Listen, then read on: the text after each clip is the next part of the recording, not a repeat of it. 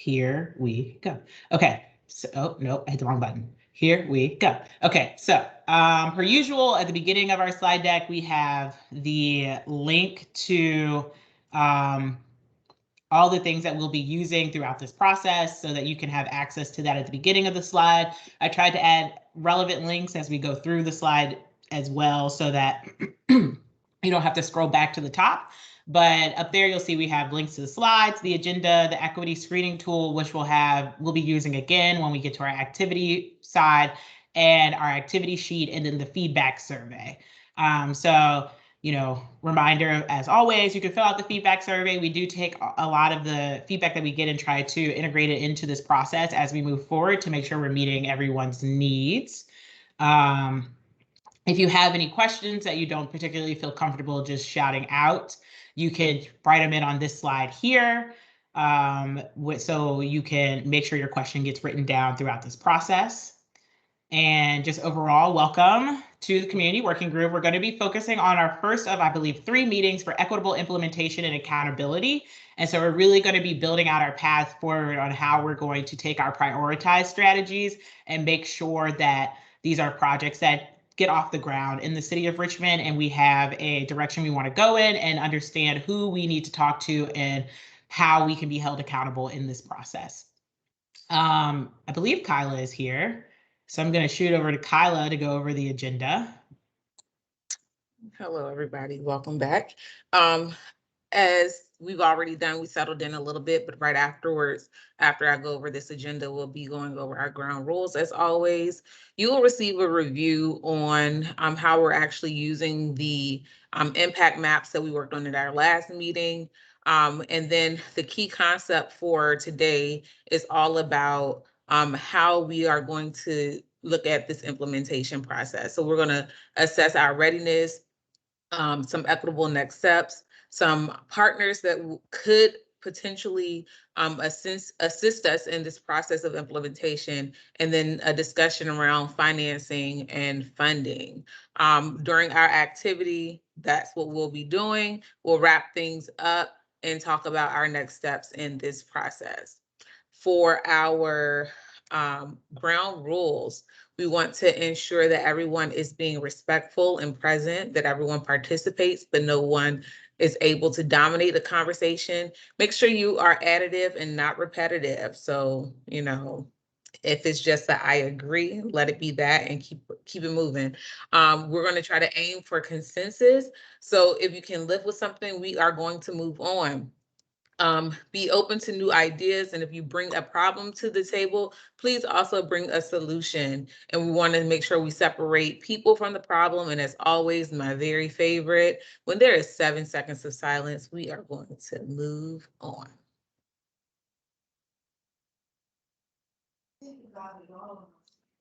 Great. I am having slight technical issues, and so let me adjust some of these things a little bit real quick before we move into what this looks like. All right, I think we should be better off, and back to the slide deck. All right, so just a complete overview. We're moving our little star along in this process. We've made it to the last circle in our 2021 phase. And so we're going to be continuing on and starting the process of implementation framework and just moving with our metrics as we go in prep for our spring of 2022 final engagement around our document, but really helping us identify what sort of things need to be created for outreach in between now and then, and any sort of communications that we have with organizations and community members in the city to really help prep people to take what we're going to really help prep like what we're working on now, what we will ask for feedback on moving forward, and get some understanding of prioritization from the community members as well, so that we're not just moving forward in a way where it's just us working on something until April of 2022. But building out what we want to share in that process will be really important. And to do that, we need to understand how we're going to be moving forward and who we will be moving forward with. So you can see here that we're in our final step of our draft structure of implementation. And so we're looking to see how implementation, how we're going to measure progress and ensure accountability in RVAgreen 2050, what that looks like, and our steps forward to reach our goals. And so to really get into detail with that, we're going to have Dawn from our office come and talk about the implementation process and what we'll be working on today. And so Dawn, let me know if you want to share your screen to make that easier. Since you have it up, I think we'll just walk through it this way, if that's okay. Hi everybody. Thank you for letting me come, Kendra. I've been presenting this to the other 4 pathways this week. So just for consistency, we thought it might be helpful to kind of bring a new face into this conversation. She went over that timeline, and the 2-year process is a long process. But that's because we're doing this differently. This is not just a city plan that's being presented and then we're asking for what do you like and what you don't like. We're making sure that we're really getting as much community input from the start. So that's why it's this long, very iterative, constantly evolving process. So thank you so much for sticking with us and participating and being here today. So just to kind of go over what happened from the last meeting to this meeting, you'll remember the impact mapping. It was a lot of deep thinking went into that. When you're really looking at these strategies that sound great, what are the outputs? What are the outcomes? And what are the impacts? So we took those the outputs and outcomes that you folks came up with, and some of those were kind of integrated into the subcomponents that we're going to be further developing today and in the next meeting. So really helping us get towards how can we equitably implement this plan. And then those impacts that you identified, a lot of sorting and filtering and defining went on between the last meeting and this meeting. And by really continuing to hold those impacts in these strategies is how we're going to ensure accountability and transparency. And so that'll happen later in August. All right, next slide. So now we're introducing you, like Kendra said, to the Equitable Implementation and Accountability Framework. And it has several components. Next slide. You'll see that there's accountability and implementation. What we're talking about today is the implementation side, and that includes the components in green. So we have funding and financing mechanisms, readiness, equitable next steps, implementation partners, and the city steward, and we'll be defining all of that further. Later this summer, we'll go a little deeper into transparency, external accountability, timeline, costs, and indicators. Those are, especially the costs and timelines, that's, going to be on staff to really help figure out how these strategies can roll out with budget requests, which is a multi-year process, gets very into the weeds. So we won't bother you with that unless you have some good ideas. But on to the next slide, we're going to go over specifically the implementation elements. So readiness is, what is the status of the strategy? What activities of that strategy are already occurring, and what might be needed to get the strategy off the ground? And then we'll walk through the equitable next steps. So what immediate next steps can we identify to equitably roll out this strategy?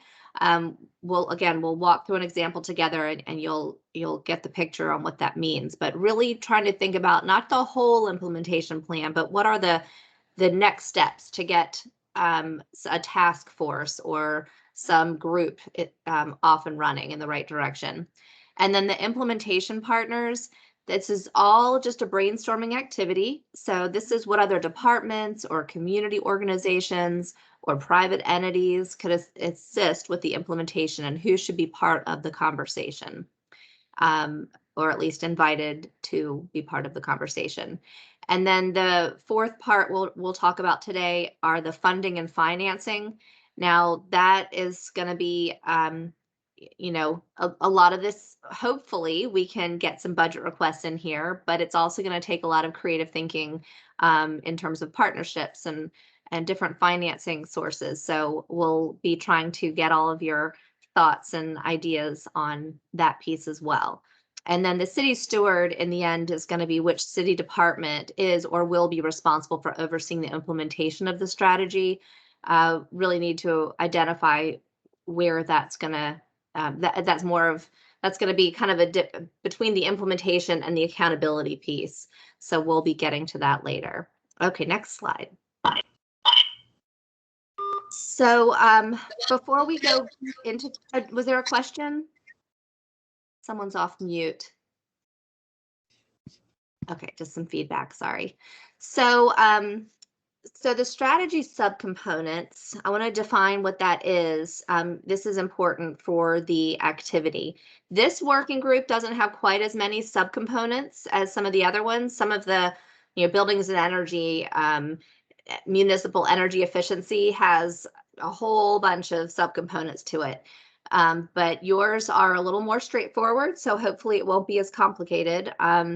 What we've done, though, is mostly Kendra has identified how these strategies have, what subcomponents they have. Also from the impact mapping, were there any outputs that could be broken down and pulled out to further develop. But it's really, this exercise is to ensure that we're developing actionable strategies. So the example on this slide, the strategy is a climate impact grant, create a climate impact fund. And then the two subcomponents are: one, create a climate impact fund to provide grants to help target communities prepare for extreme weather events. And the second one is establish a framework for accepting and funding grant requests, with some additional language to be thinking about for next steps. So we'll be walking through each of those, but just kind of wanted to give you make sure you understood the structure. So there's the strategy and the subcomponents of each strategy. Okay, so next slide. This is where we're going to define those 4 components that you'll be working on in the breakout. So the first one is readiness. And like I said before, describes the status of each subcomponent. So the first one is that the strategy is ongoing and underway. Now, it doesn't mean that everything in that strategy is underway, but there might be a piece of it is. Maybe part of it's underway, but to make it better, we're going to need city action. So you'll want to identify that. The second choice is ready to go. So we just need to allocate resources, staff time, make it a priority, but otherwise it's ready to go. The third one is aligned for implementation.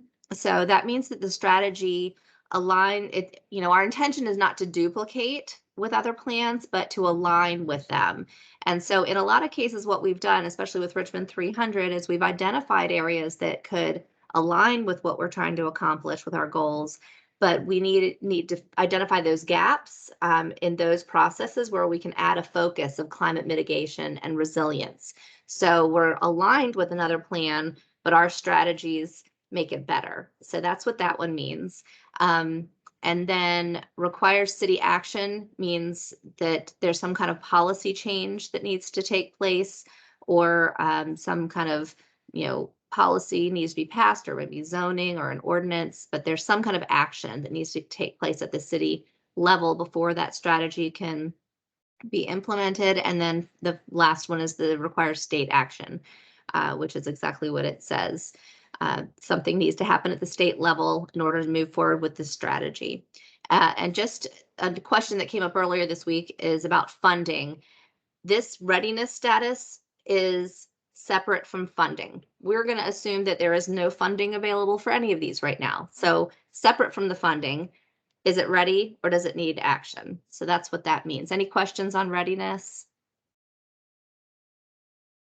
Okay. The next one is the equitable next steps. If you want to jump to that slide, Kendra. Thanks. So this is really thinking about those key next steps that we need to take to implement the strategy. And once we go through that exercise of identifying the key next steps, then be thinking about what are the major equity gaps that this strategy could address. And I know you guys are experts at this. So the equity screening tool can help with that. And then once you identify what the gaps are, then be thinking, okay, how can we equitably prioritize the rollout of this strategy? So during the exercise, the equity screening tool is a great resource to use for that. But Kendra, I know this is your wheelhouse. So did you want to say something else about that?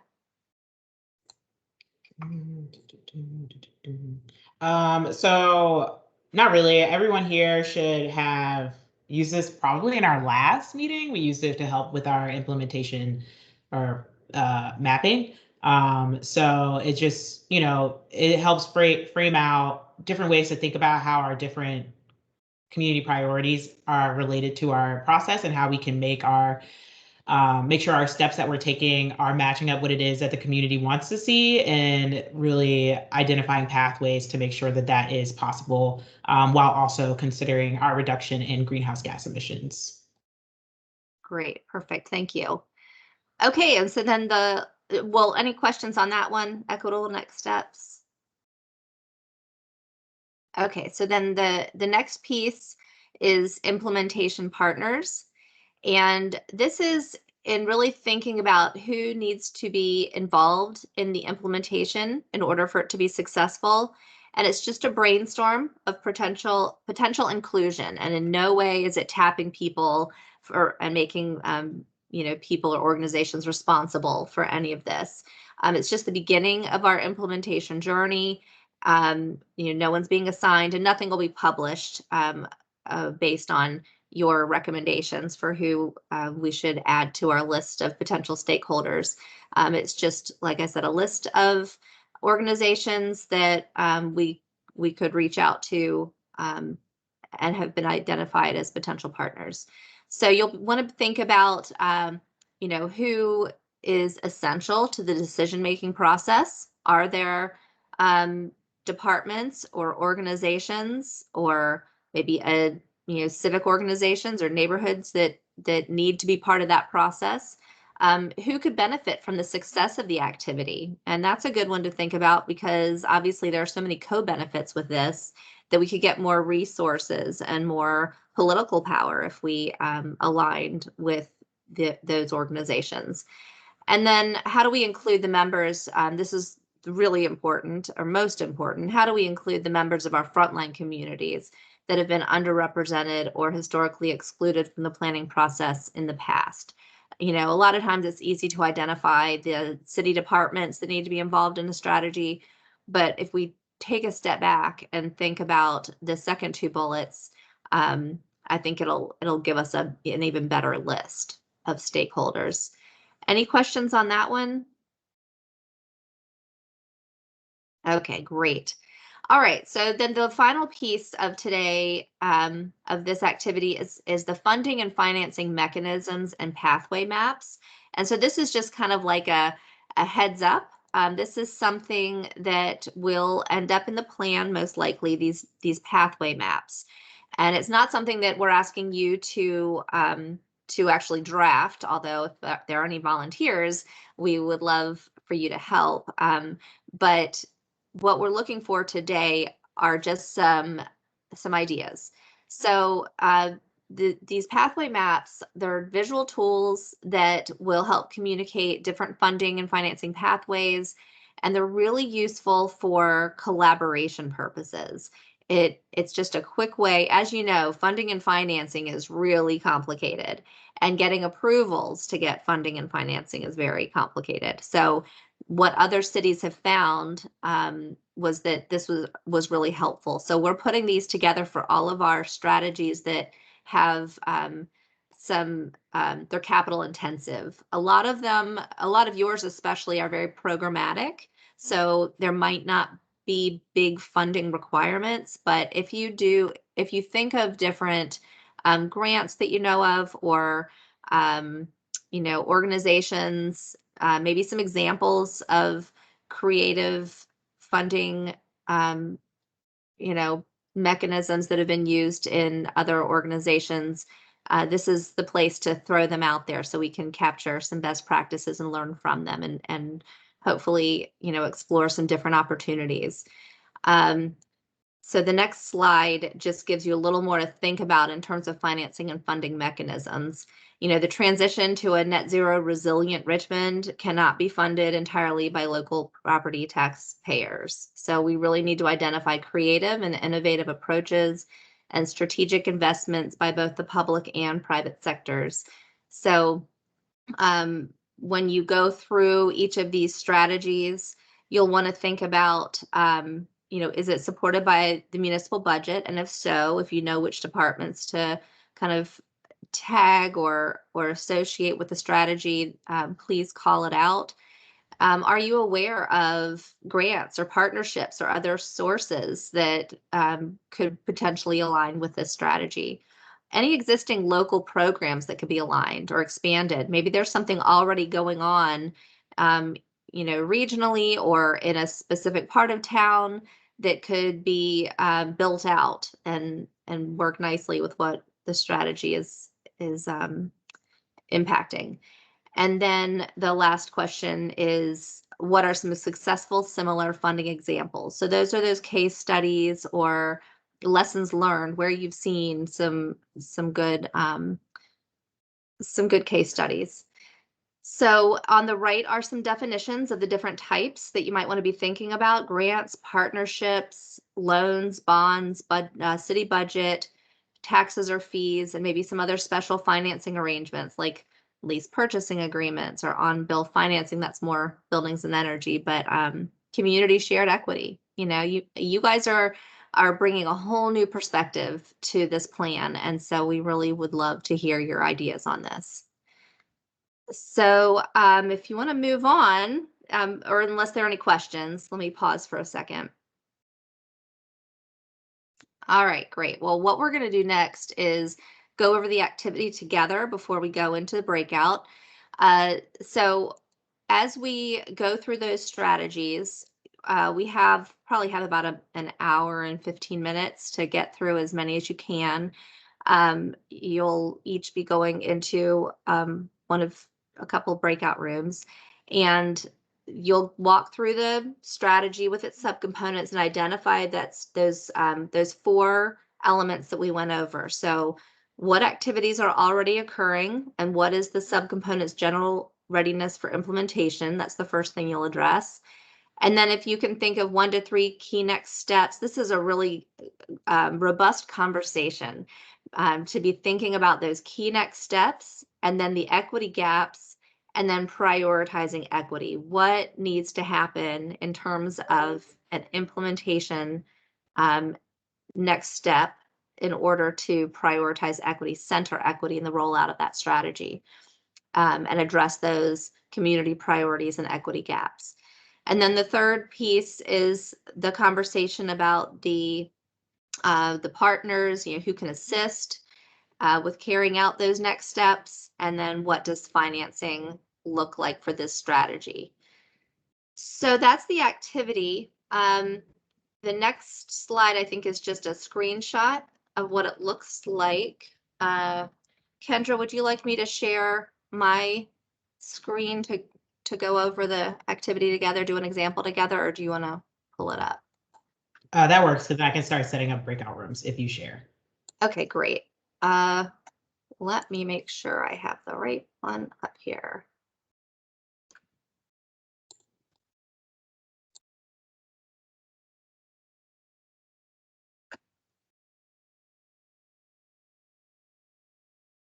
Okay, so this is a Google Sheet, and your facilitator is going to be enter. Oh, that's not a Google Sheet.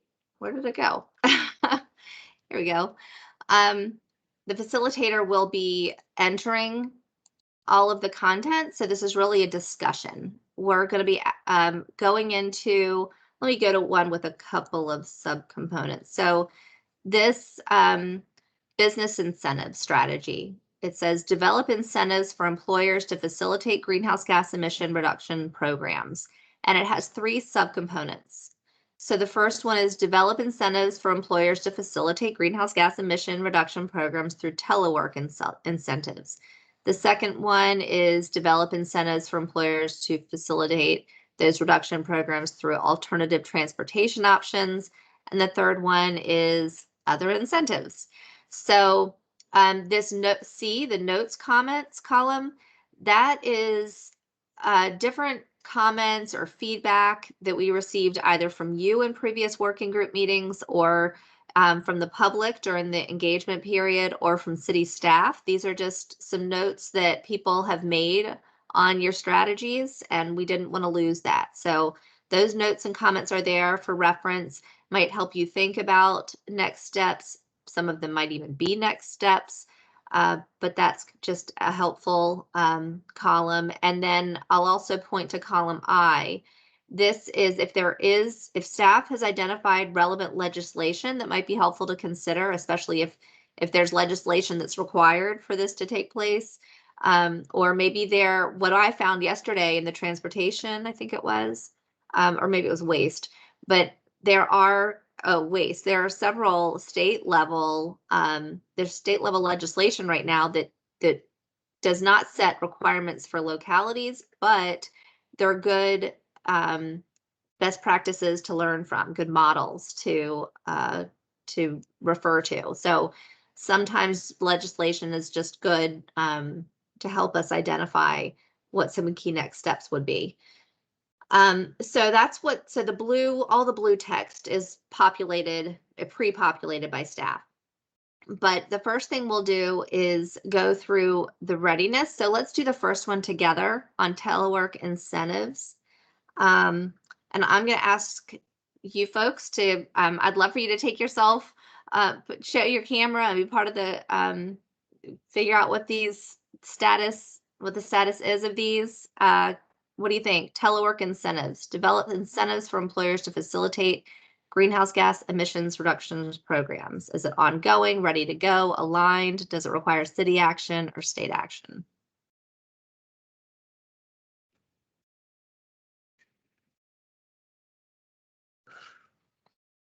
Good afternoon. I think my name's Kelvin Harris from OCWB. I think this is ongoing, particularly in light of the pandemic when people are trying to figure out whether organizations and companies are going to continue to telework and come back in. But there's probably more work to do as we talk about if we talk about it on the business side of it, where businesses are deciding what their policies are in relationship to that. Great, excellent. Thank you so much. So that makes me think maybe a first next step is to consider what those existing business telework policies or incentives look like. I'm just throwing that out there. Any thoughts? Yeah, I think it's a good idea to find out what's already developed as far as incentives go, and then to see the likelihood that people are going to continue them.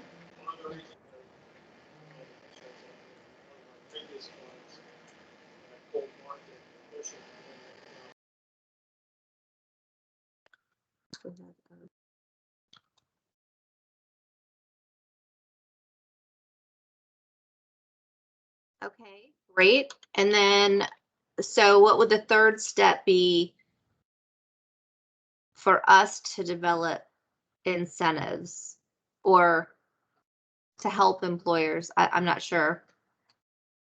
This is your strategy. So what would number 3 be to make sure that gets off the ground in the right direction? Maybe to publicize the benefits of telework in terms of how it helps the environment, but also possibly productivity of workers.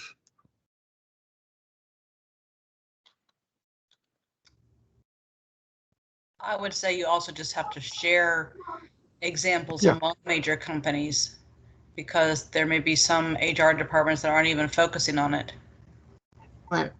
Y'all are a great group. Thank you. So then the next question, I'll scan over this way. What are the major equity gaps or disparities that this strategy could address? Transportation. I think I may not be answering it correctly, but access to internet, it's like broadband needs to be addressed. Yep.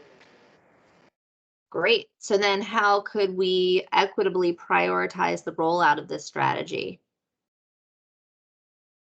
Considering those transportation inequities and internet access and broadband. This is where you might want to consider your the community priorities and the equity screening tool and the questions that it asks.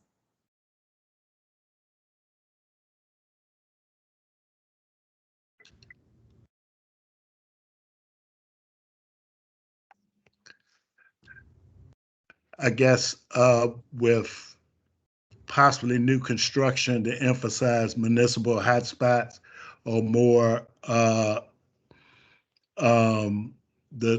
to combat disparity in terms of I know there are some cities that have citywide internet, some of the larger cities where you can almost get it anywhere that you are within a certain area. It's run by municipal counties or areas.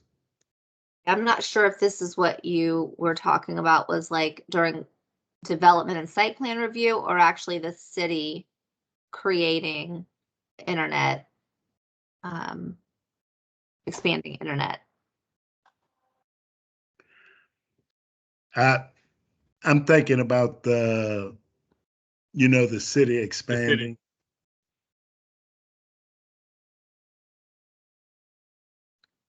Oh, go ahead. You think about the city doing it, the city creating internet? Yes. Okay. All right. Well, we have a few different staff members helping to capture these great ideas. So if someone wants to add that in, and then the transportation inequity, can you think about how to equitably prioritize transportation inequities with telework? Maybe promoting maybe that's in that education piece, or the types of companies that you're working with. I'm not sure. What do you think?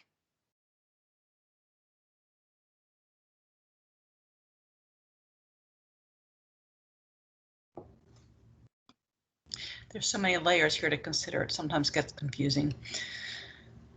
Yeah, so great point. I think that when you think about all those layers, we're not going to sit here and come up with the entire, rollout of this plan. This is really just key next steps, your best ideas, and then you will have an opportunity to go back in and add to this later. But this is just to get you thinking in that direction. So keep thinking about that, and if you have good ideas, they can be entered later. On implementation partners, what do you think? What city departments should be involved in this?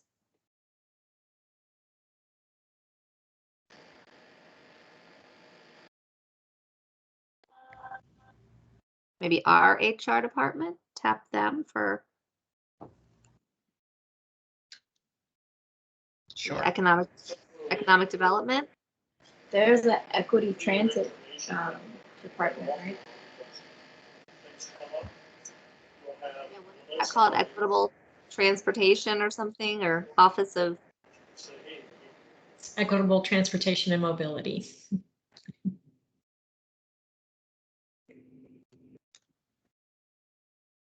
Okay. How about community organizations?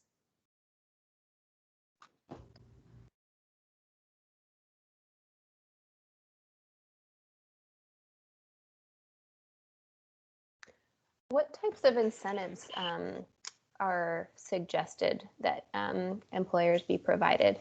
So I wonder if there are, agencies or organizations that would be responsible for providing those organizations or incentives that we could think about.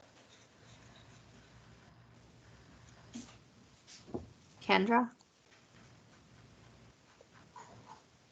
That's not anything that's ever been built out in this process. So I guess it's kind of open up for discussion on what that could look like moving forward, especially within the implementation part. But there are no current incentives for that.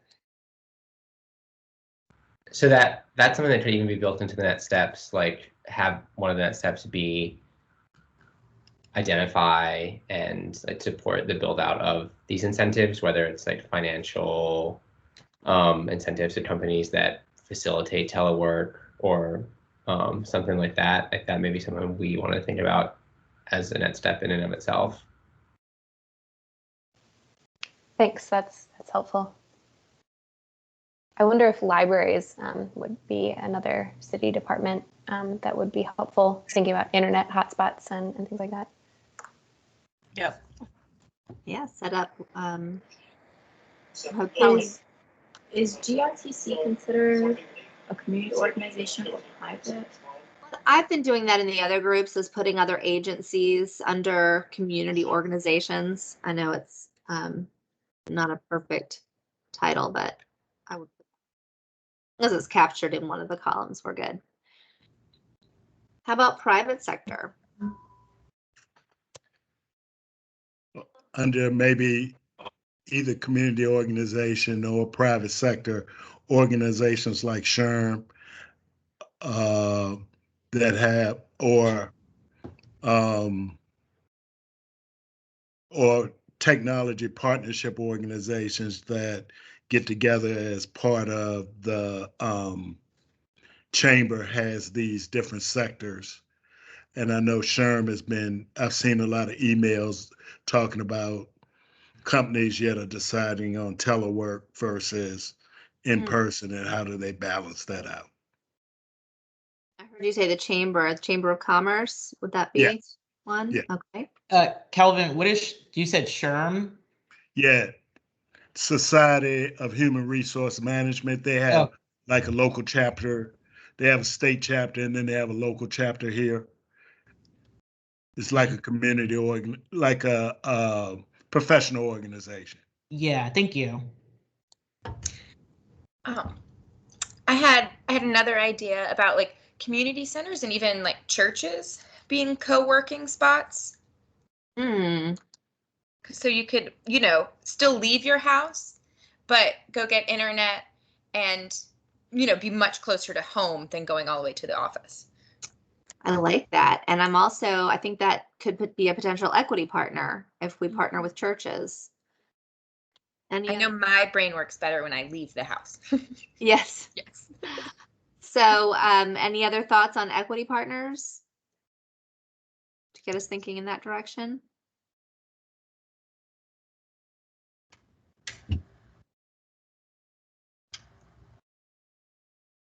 All right, so keep thinking about that. This is great. Y'all are doing awesome.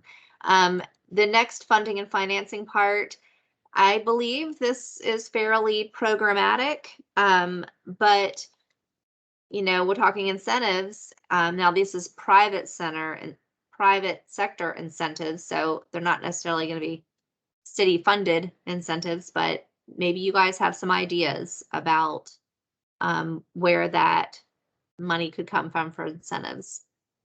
So any thoughts?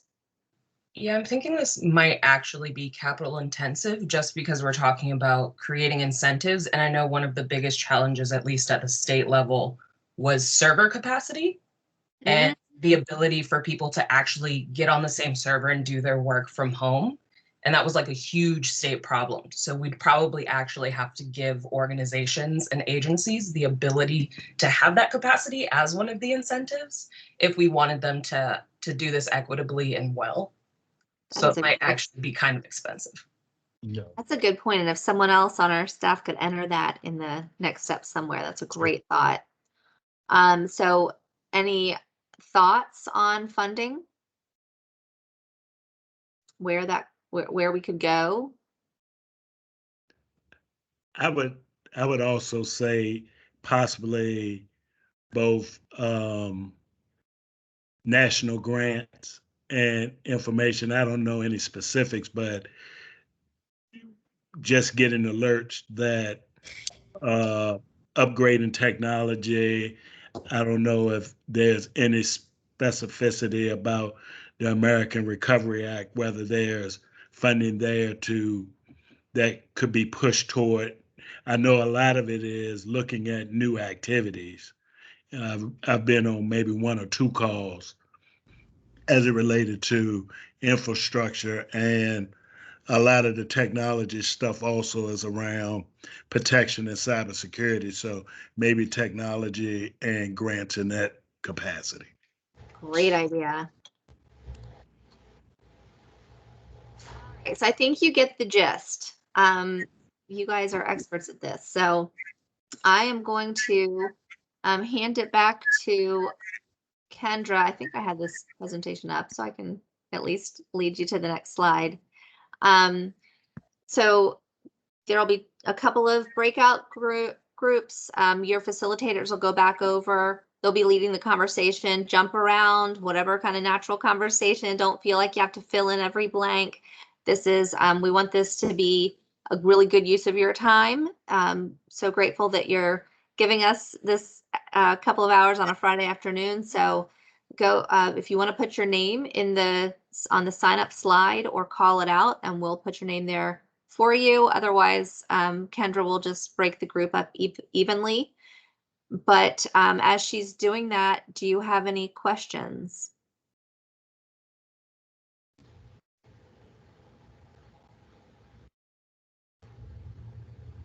Great. Since there's no questions, while you're filling out which objective you kind of want to spend your time on this time, and reminder that this is the first of multiple meetings. So if you want to bounce back and forth between and during our different meetings, you can do that as well.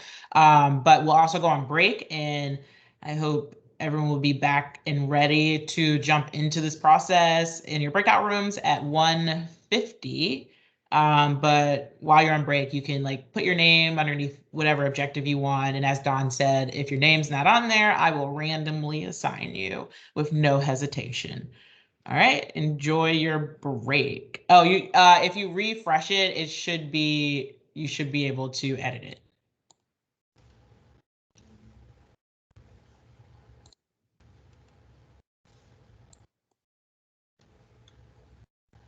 Is that working?